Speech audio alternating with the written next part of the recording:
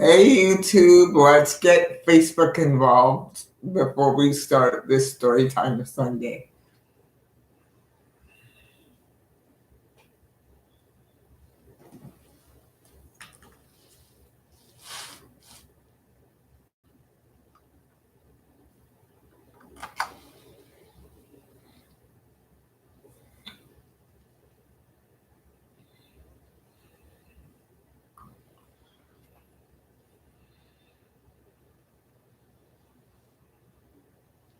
I hope you guys are doing well today, YouTube, and I'm certainly doing well. It's cold here in Toronto, and I hope you guys are keeping warm.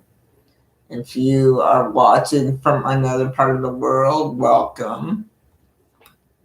And I hope it's warmer where you are. Because Lord knows it's cold here in Toronto.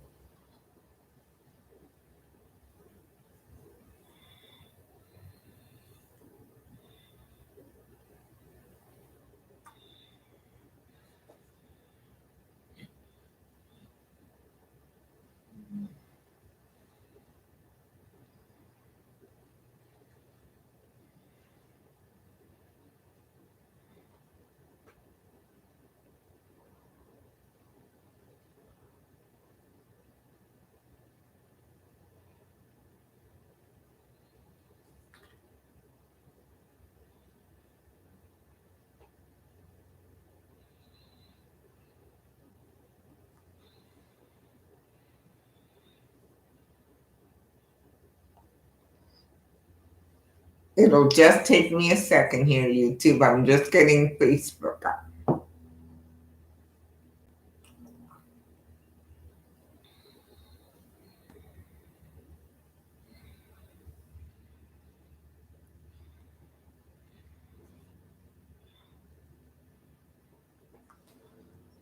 Hi, everyone. Welcome, welcome, welcome. To all of you guys. YouTube and Facebook, hello. For this Storytime Sunday, if you didn't see last week's episode of Storytime Sunday, you're going to have to go back and watch it.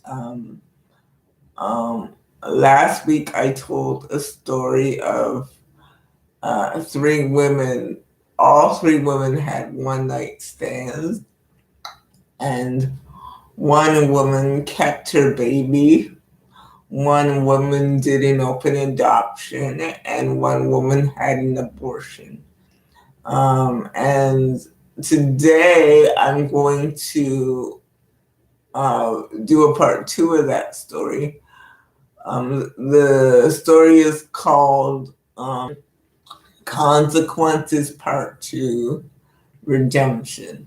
And if you haven't heard Part 1, I would strongly recommend you go back and listen to Part 1. Okay. So as I said last week, the lady who had the abortion drifted so far away from her husband that she had no recourse. She felt she had no recourse but to divorce him. And then on the day of her divorce in court, when the judge finally pronounced them divorced and when their divorce was final, he said, her husband came up to her in the courtroom and said, "I don't know why you pulled away from me and you wanted a divorce. But I will tell you this, whenever you need me, I'm here for you. I haven't stopped loving you. The only reason I signed the divorce papers was because you wanted to so bad. You were pulling away from me and I didn't know how to help you or what to do. But despite all that, if you ever want me or ever need me, I'm here for you. And all she said was, leave me alone. We're divorced now. There's nothing you can do. And he said, I know, but I'm still in love with you and I will um, get you back one day.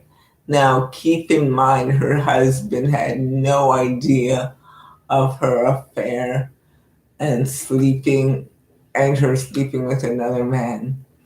And her two friends are very happy with their lives. One has a 6-month-old baby with her fiance, soon to be husband, and one sees the baby she gave up for adoption regularly, so they're both happy.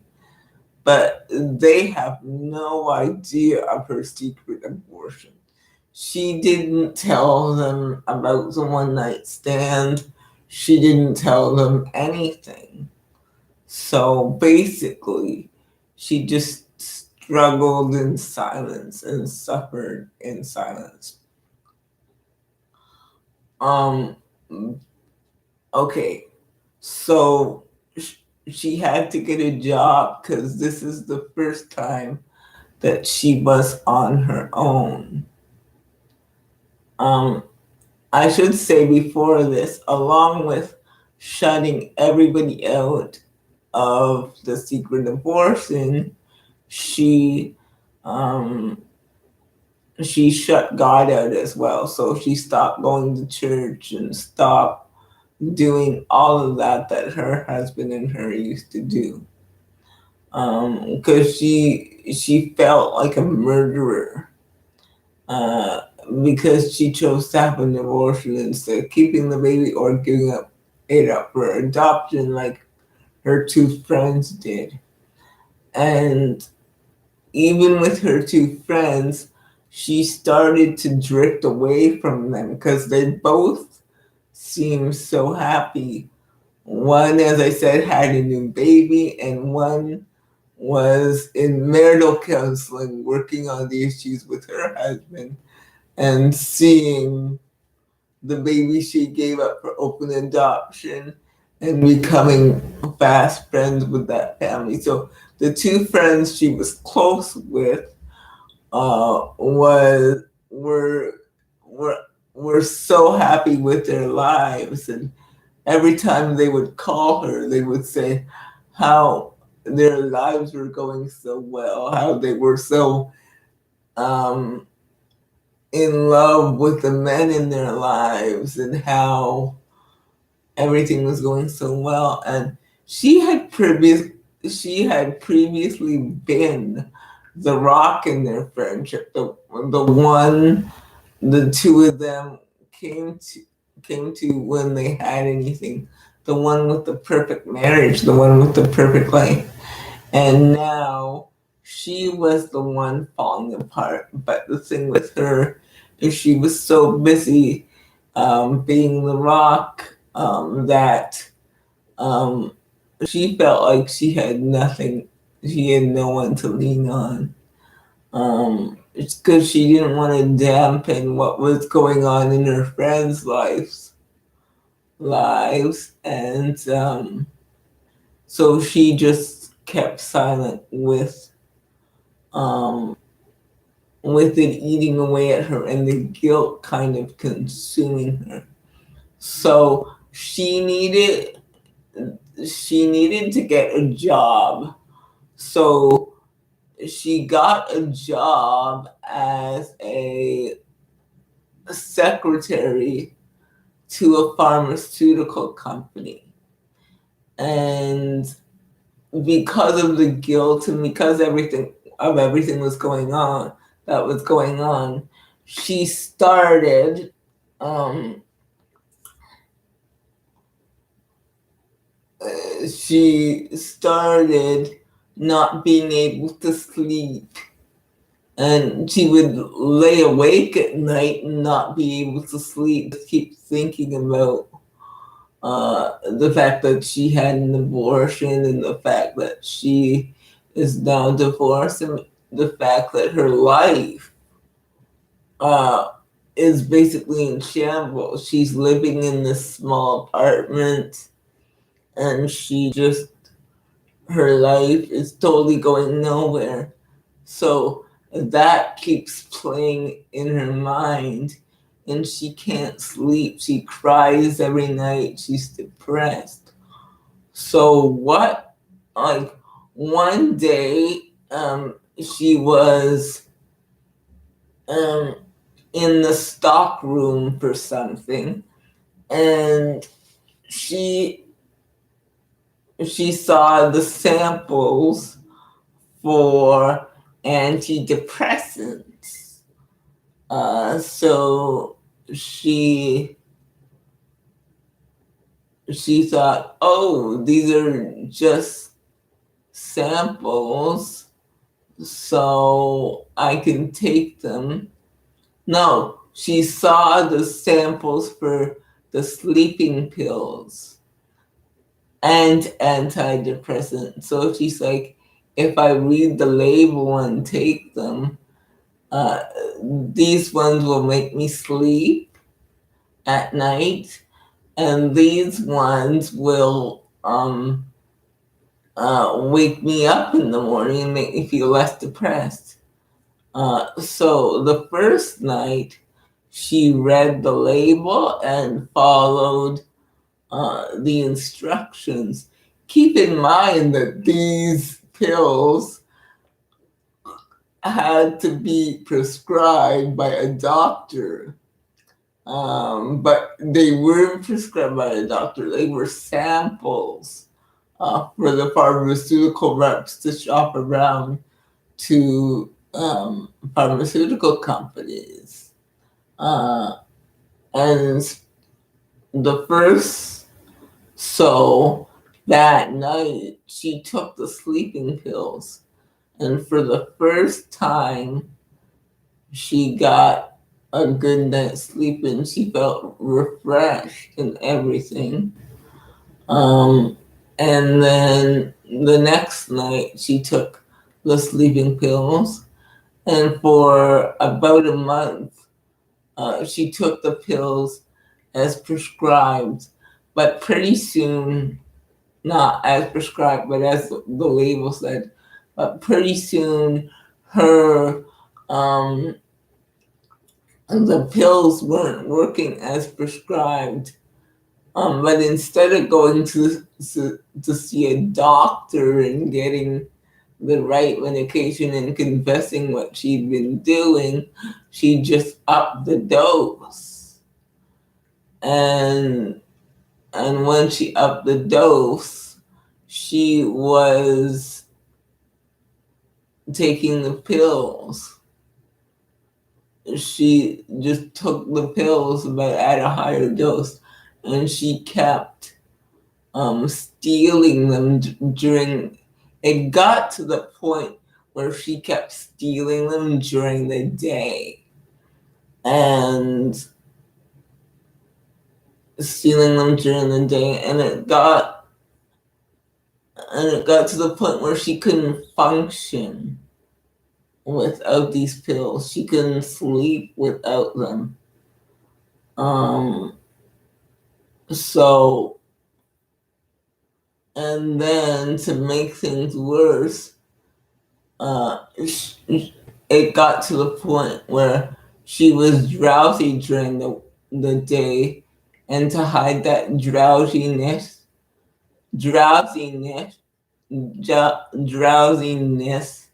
she started taking the antidepressants, and that really helped her during the day to function and do her job. So she was taking the sleeping pills at night and the antidepressants in the morning to function. So, and it spiral into an addiction, that she was taking all these medications as an addiction. And one day, she fell asleep in the storage room with the bottles that she had been about to take. And her boss found her because she had left for lunch and just never came back. And they had thought she left the building, but really she had hidden until she could get in the storage room. And that's what happened. So they found her asleep and essentially high, not essentially high, she was high as a kite, sleeping off these pills and antidepressants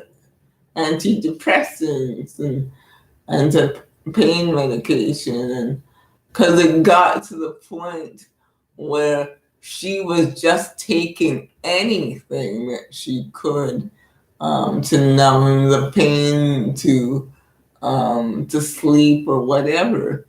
So she went to rehab because her boss fired her. But she's like, you know what? I need help.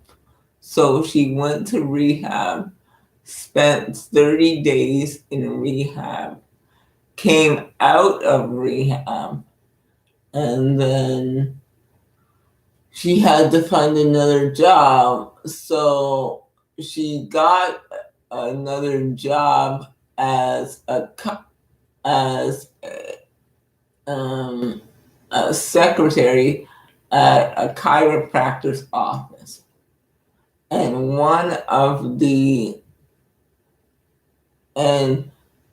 keep in mind at this time she's totally clean. She went in for her 30 days and she's doing really well. She's keeping up with her outpatient meetings and doing really well. But the pain of the abortion is still there. And so she got a job at this chiropractor's office. And what happened was she met one of because the chiropractor's office was in a building that she had met, was in a building with a lot of offices. So on the first day, she met another lady who worked in the same building. And because of what had happened in her life, she had felt distanced herself from her friends because she couldn't take their happy lives, and she didn't tell them what had happened. So she was feeling lonely and vulnerable. So what happened is her and this lady, they had met down in the cafeteria and started talking and started becoming emotionally connected to each other, and becoming really close friends. And this lady seemed like a very nice lady. But what happened is one day the lady had asked her to borrow some money because the lady said she was um, uh, becoming kicked out of her house and all that. And and the person who had the abortion felt sorry for her. So she loaned her about $5,000 because she said that that she would be able to pay her back. Anyway, she didn't pay her back, and like the next time the lady needed money, she asked her again, and stupidly, she loaned her the money. At the end of the day, because the lady kept asking and asking for money and never paying back. And at the end of the day, she lent her about $50,000 and never saw a penny of it. And one day, the she found out that the lady's boyfriend and the lady herself were stealing from the company, were stealing from their company that they worked for. And she, and like at that point, the lady had been like bled dry by this other woman because she was so desperate for friendship and desperate for love and desperate for just that old companionship. And so it turned out that it was not only their almost all the offices in their building that she had been stealing from, but it was other offices too. And because she saw on the news what was going on with this person, and the fact that she was telling people her sob story and getting people to loan her money all throughout the building and using people in other parts of the country too. This woman had given people fake names and all of that stuff, and embezzled a lot of money from companies, and was wanted for fraud and all this stuff.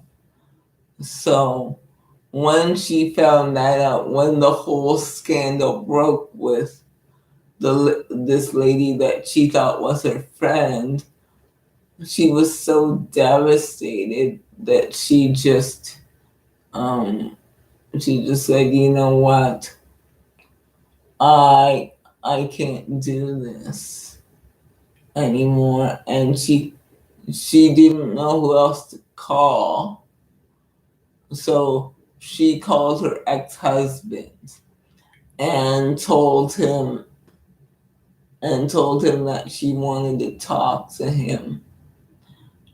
And he met up with her at her house, and he said, "What's wrong?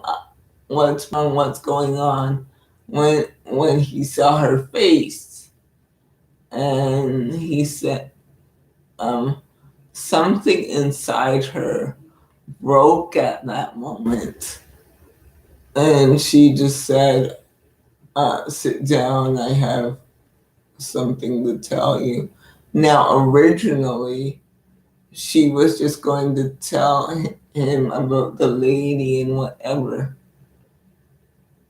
about the lady and what had happened with first first the lady and stealing her money, but um as she started talking, the whole thing came out, like the whole story, the whole story about the affair, the abortion, uh, the the drug use, um, feeling lonely, and having this other lady take advantage of her, and her her feeling so broken and so not wanted.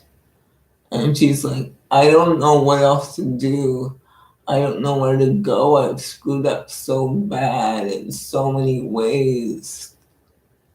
And and her ex-husband is like, look at me. And she looked at him. And he's like,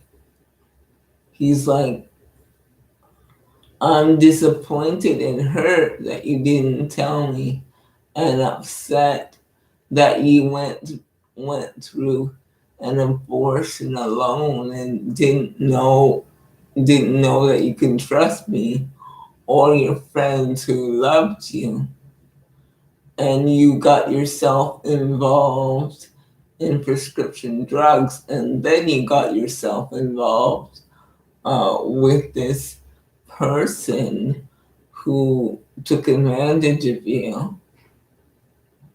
Um,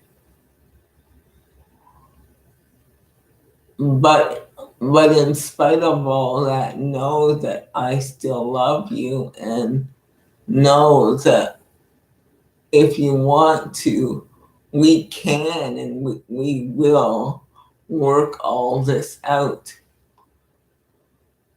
Okay. Um, and and she said, yes, I want to work this out. I need you in my life. I miss you. I'm sorry. Forgive me.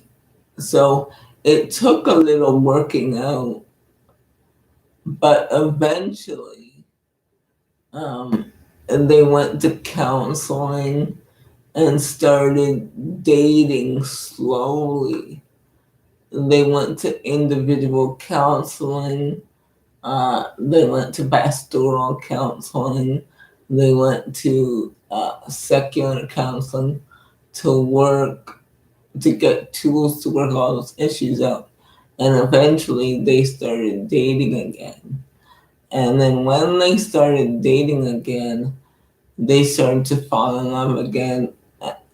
And this time it was not a naive young love, it was a mature love that they kind of fell in love again. And then they got married about a year later. Oh, I forgot to mention, she, after that night, that first initial conversation with her ex-husband, she said, you've got to tell your girlfriends, the two initial girlfriends, what happened, because you pushed them away as well. So she had a conversation with those two friends as well, because she invited them over and told them about what happened. Told them that not only did they have one night stands, but she had one night stands, and she got pregnant too and had an abortion. And they cried together, and they said, why didn't you tell us? She said, I was embarrassed and I was scared. Um, I didn't want you guys to think less of me. I was the rock, and then I made this mistake. So she said, we all make mistakes. Know that we'll always be here for you. And then God mended their friendship as well. So about a year after they got married, they found out that that her husband had something wrong, that he couldn't produce children. So, because they tried and they tried to get pregnant every month, they were trying, they were they were using all kinds of birth control techniques, and nothing was happening. And they used the old-fashioned way, and nothing was happening. So they went to the doctor and found out that he had a low sperm count due to some kind of a genetic disease, and that she had very low chances of getting pregnant. When they heard that news, she was like crying, because even when they were married the first time, they had tried over and over to get pregnant, and it hadn't happened. And at the time, they didn't know why, but now they know why, and they she is so, after hearing the news, she is so upset and so mad and thinks that God is punishing her. God is not punishing her, but she thinks like that. She thinks God doesn't want me to have a child because I had an abortion, and he's probably mad at me, and he doesn't want to give me any more children. She's like, but I want to be a mother to your child. Um, um, because I know that this is something you really want. This is something I really want, and I can't give that to you. So that this news of her husband's genetic disease to do with his sperm really shook her up. She thought that God was really mad at her. And they tried adoption, but it didn't work. Nobody was picking them, and they tried a couple times, but it didn't go through. They didn't pass the home study. They didn't pass the myriad of adoption tests. So they just were settled that they were not going to have a child. And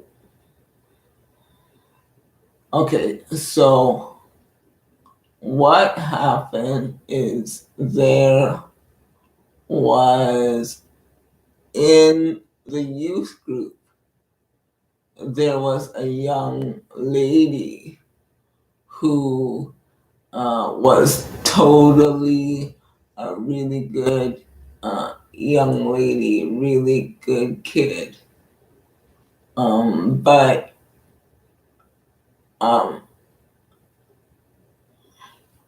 one night she was driving with her parents back from Bible study. And what happened was a semi-truck whose driver was drunk hit their car and killed her parents. And then after her parents passed away,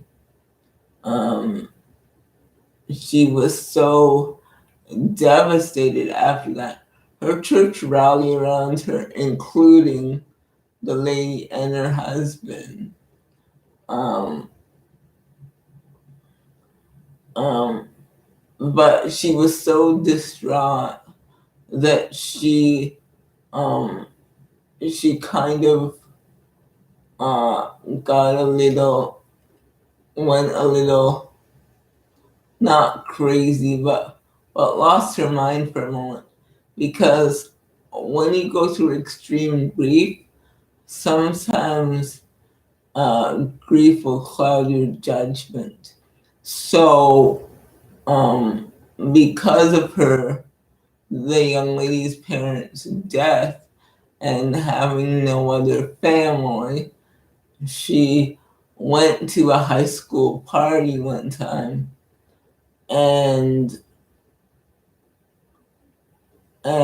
one of the most popular guys in school started to take a liking to her and kissed her for the first time.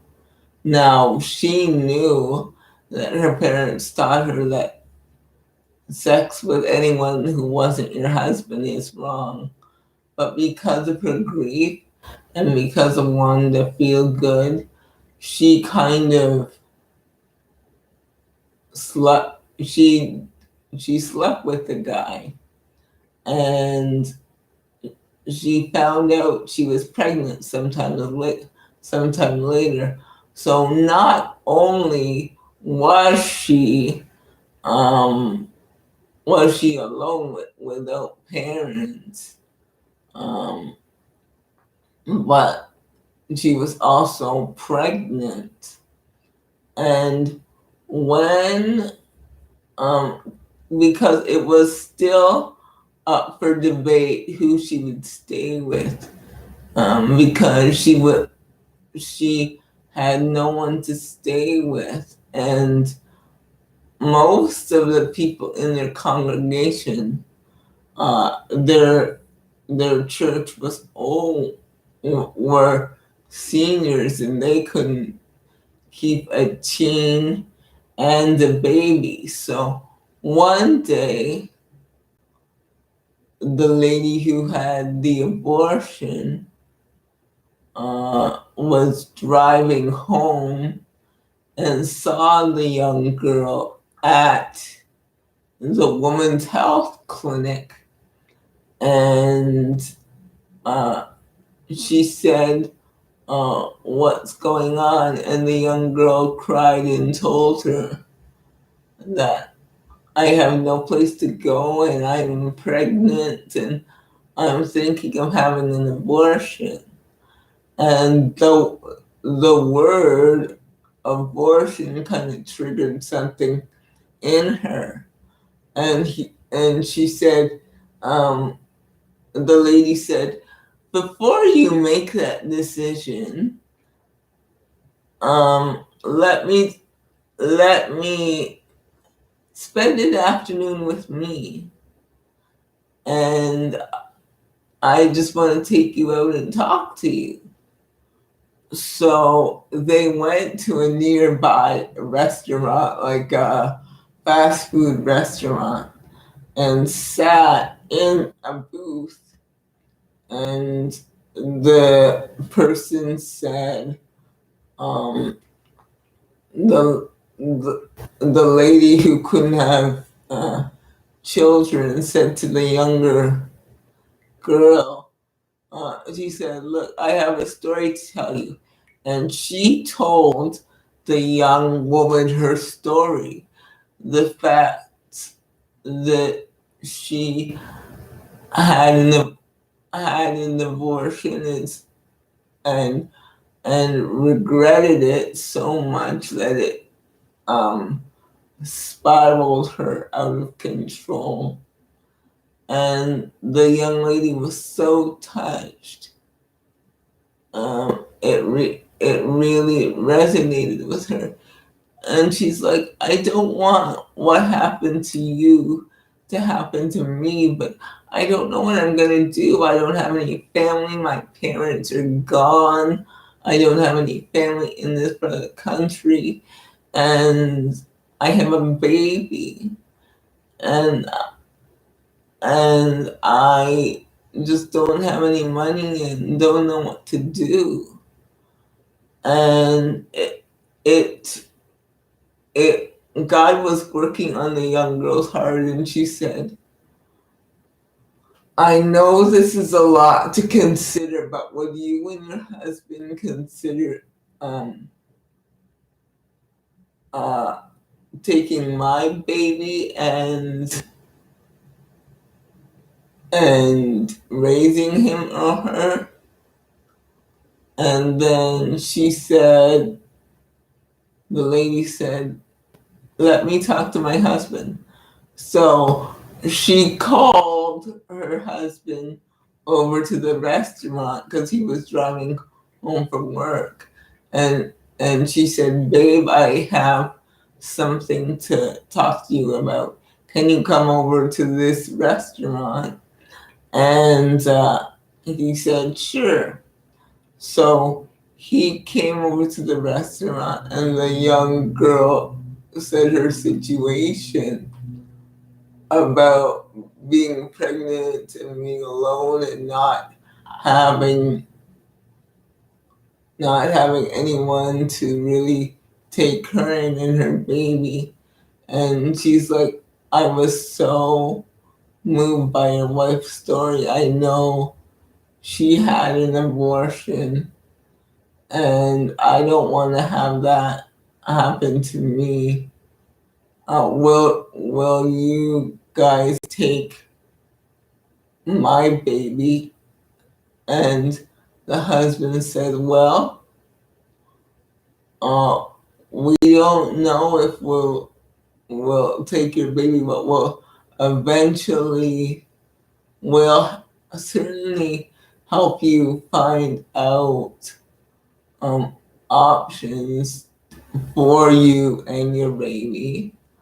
And so they dropped the young girl off at the foster home where she was living and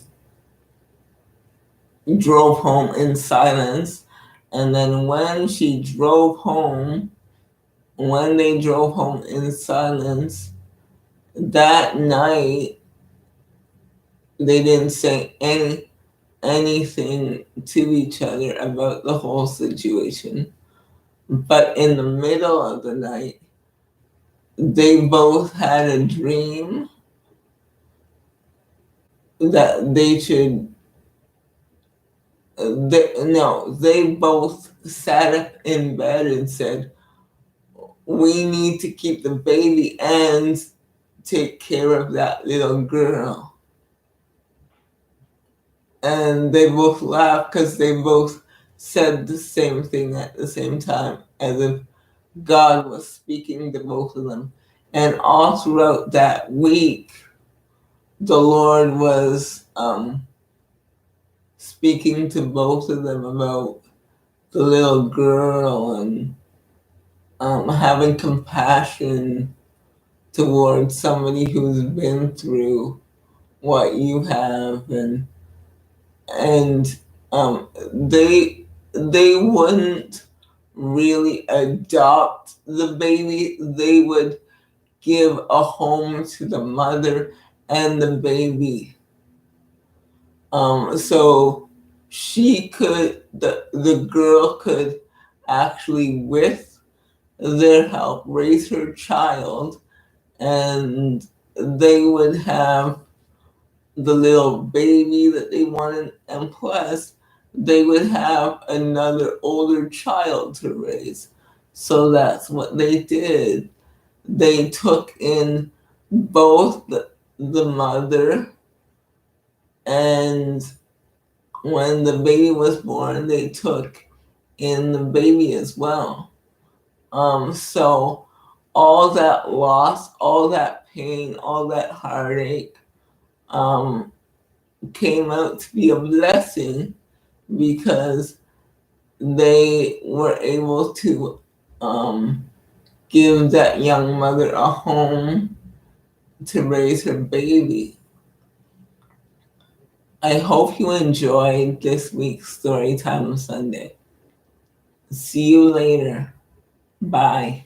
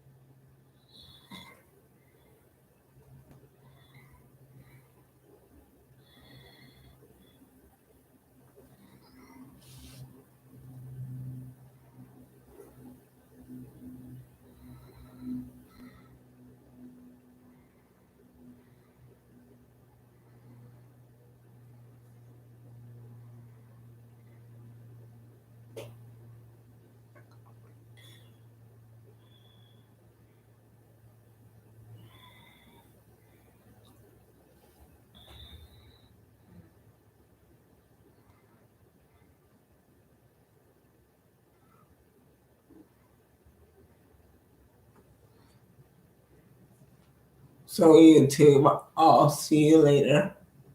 Bye.